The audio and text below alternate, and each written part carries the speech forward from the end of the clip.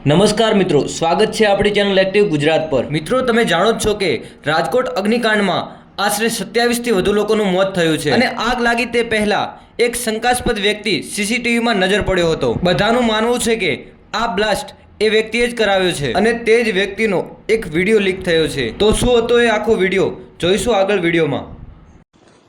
સાદર જય જિનેન્દ્ર મિત્રો, કાલે જે આ ટીઆરપી માં દુઃખદ ઘટના થઈ, મને બહુ દુઃખ થાય છે આપ બધાને કહેતા, પણ મારી સાથે જે આ ઘટના થઈ છે, હું કાલે ત્યાં માત્ર ને માત્ર માનવતાની દ્રષ્ટિએ અહીંયા જોવા ગયો હતો ઓર મારી સાથે ગેરવર્તન પ્લસ મને ગલત સમજવામાં આવી ગયું હતું। મને ઈ વાતનું જરાય દુઃખ નથી, થઈ જાય છે ઈ, પણ હું આપને જે આ ફોટો બતાવી રહ્યો છું, હું ઈ આરોપી નથી, મારું નામ જ અલગ છે।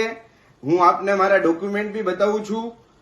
આ મારા ડોક્યુમેન્ટ છે, અંકિત સંપતલાલ સાંખલા મારું નામ છે।